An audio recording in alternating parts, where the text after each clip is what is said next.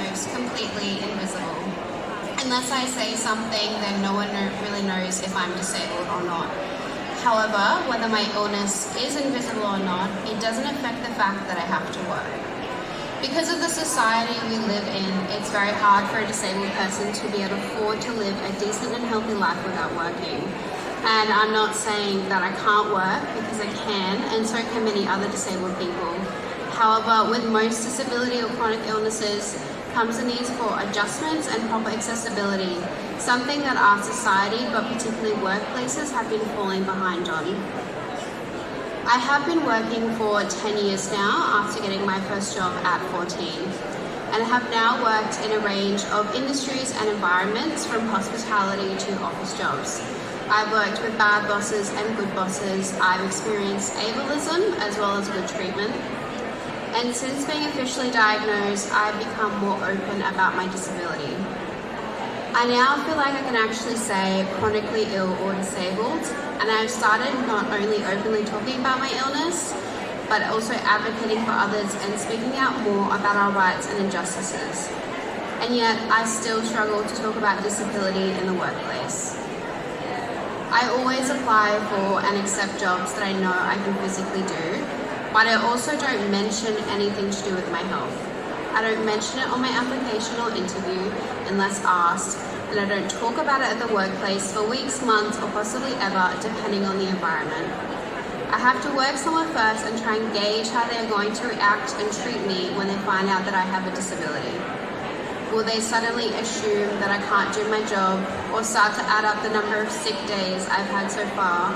Maybe they'll question if I'm worth having around at the company in the future. I feel like I have to prove myself capable and deserving before I can even mention any health issues that I may have. And I better be a good employee before I even dare ask for potential accommodations. And when I do ask for those accommodations, I often try to leave my disability out of the conversation, or come up with other reasons why I might need them, because once again, I can't have them questioning my capability as an employee. And I want to note that I have very few accommodation needs at the workplace, and yet I still struggle to ask for them. I'm a person with a lot of experience and a visible illness and very little accommodation needs, and yet I still don't feel like I can talk about my disability and ask for adjustments.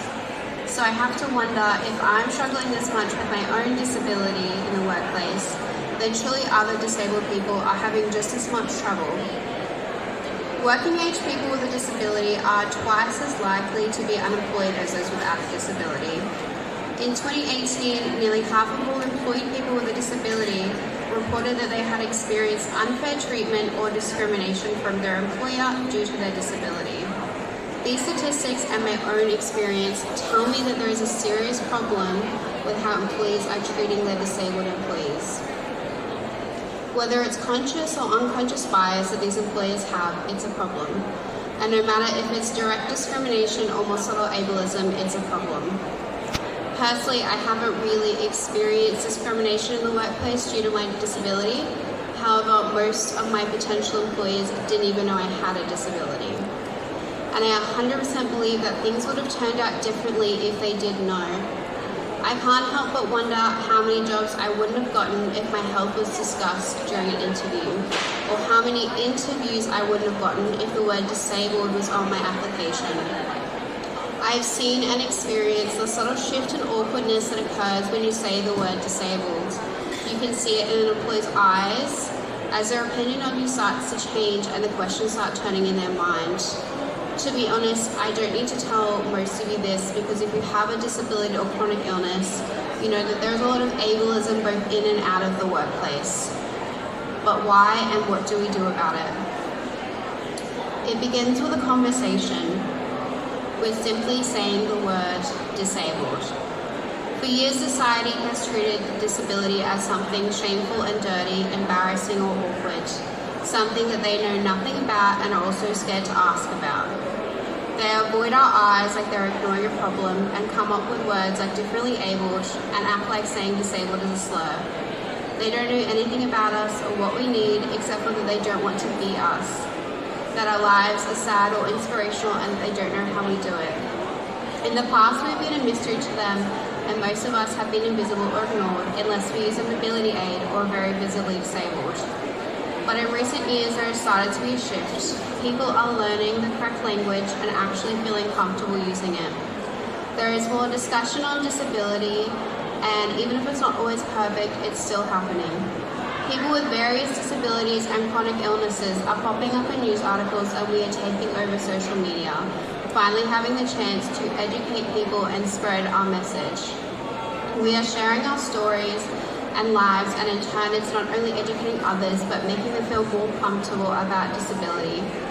It helps others to share their own stories, to ask questions, to have discussions, and to not only think of disability as a shameful, sad thing. All of this doesn't mean we fix all the problems disabled people have, but it's a step in the right direction, and while those steps are small, we are making them. So what does this have to do with disability in the workplace? The answer is everything. Changing the way society thinks about disability impacts every aspect of our lives, from how the general public sees us to how our bosses treat us. By educating a few, we can impact 100. One person learns, and they pass on that knowledge to another, who passes it along to another, until we've created a whole new group of people who are now accepting of themselves and others. And while you may spread a message to 5 people and only one may actually listen, that one can actually make a difference. And I know what you're thinking, why is it always up to us to educate everyone? Why can't they actually care enough to educate themselves? We are exhausted and drained, and not only do we have to deal with the disability, inaccessibility, gaslighting and mistreatment, we also have to be in charge of making sure we are treated like human beings. And it sucks, I know. Constantly having to advocate for yourself and others, having to continually educate others is tiring and frustrating, but that's just how it is. And I have to hope that by us putting in the work now, we will create more of a change and more allies in the future, so that we and the next generation doesn't have to fight so hard for basic rights. And I'm not saying that we have to fight every battle that's thrown your way, but it is up to us to fight for ourselves and others in whatever way we can manage. Don't follow in my footsteps, don't act like I do in the workplace. If disclosing your disability or chronic illness is important to you, if you need accommodations, ask for them.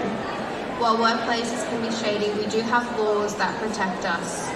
If you're not being supported in the workplace, then find a new one or fight for your rights. And I know that that's easier said than done. Some of us just aren't going to be able to take those risks, and I understand that. Because unfortunately, standing up for your basic rights can be risky when faced with bad employers. However, if you can take that risk, do it. If we never speak up, if we always accept mistreatment, nothing will change. If you can't take that risk straight away and you have to sit silent for a while, then that's okay. And you might not want to hear this, but you need to get a new job. It may be a good job, it may pay well, but the truth is, it's not really a good job if you're not being treated like a human being. And is money really worth your health and happiness? If your employer can't respect you and your health, what happens if your health gets worse? If you can't get simple accommodations now, what happens if you need more later? Do you think that this employer is going to be understanding if you need more sick days or accommodations in the future? No, because you are not a person to them. You are just a worker and they will replace you. And I know that sounds really terrible, but unfortunately it's just reality. And no matter who you are, you don't deserve that treatment. And I promise you that when you find the right workplace, these conversations will no longer feel difficult. It is important that we show those who mistreat us that we don't accept or deserve that treatment, not just for ourselves, but for those who, for whatever reason, can't stand up for themselves.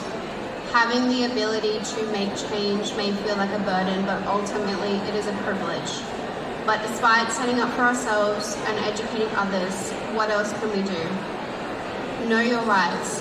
Despite the terrible discrimination and ableism that we sometimes face in the workplace, there are laws against it. In Australia, it is unlawful for an employer to take adverse action against an employee or potential employee because of their disability.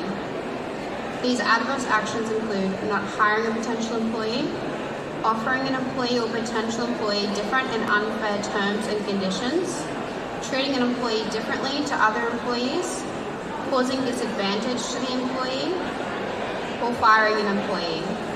Yes, these laws are not always perfect. For example, sometimes you can't prove that an employer has discriminated against you. However, that doesn't mean that we should just forget that they exist. Going into any job or interview, you need to know your rights. And if an employer does not abide by these laws, then don't just let them get away with it. If you can, then you need to make sure you are being treated fairly in the workplace. If you are having a problem in your workplace, then you need to raise the issue with your employer and speak to them about how you're feeling and remind them of those rights. If the issue is being ignored or your employer has not resolved this issue, then you can contact Fair Work. If you're unable to do this for any reason or are feeling uncomfortable dealing with this issue, then there are multiple organisations that can help you in the workplace and disability. Fair Work is the first place you obviously want to go when it comes to checking your rights and reporting if those rights are not being met. And if you believe that you have been discriminated against based on your disability, you can make a complaint to the Australian Human Rights Commission. You can also have someone such as a solicitor, advocate or trade union make a complaint on your behalf. There are also some amazing organisations that can help you complete this process or give you advice, such as People with Disability Australia, Speaking Up For You, and the Queensland Advocacy for Inclusion. There is one last thing that I want to touch on. We all have a lot that we are dealing with, but there is one thing that is crucial to remember, and that is that over 4.4 million people in Australia have a disability. That means that there is a good chance that someone else in your workplace might have a disability as well. Disability is not one size fits all. We're all different and we all have different needs and struggles. You need to treat people the way that you want to be treated. Yes, it's an old saying and we've heard it a million times before, but it's true. As a disabled people, we want people to listen and respect us, to treat us like normal people and understand that we may do or need things differently. And that's how we need to treat others, whether they have the same or different disability. We need to remember that their disability may look or be different from ours, but that doesn't mean that they're any less disabled or deserve less than us. And while we may be disabled ourselves, it is also our responsibility to help create a safe and respectful workplace for other people with a disability or chronic illness. I hope that some of the things I've spoken about in the last 15 minutes have resonated and inspired you. The truth is that there isn't one simple answer that I can give you to resolve all of the problems that disabled people face in and out of the workplace.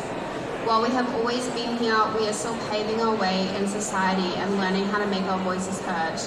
A lot falls on our shoulders and we are often left to fight for ourselves. But the small changes we make today will create a ripple that will affect and change our future for the better. Thank you.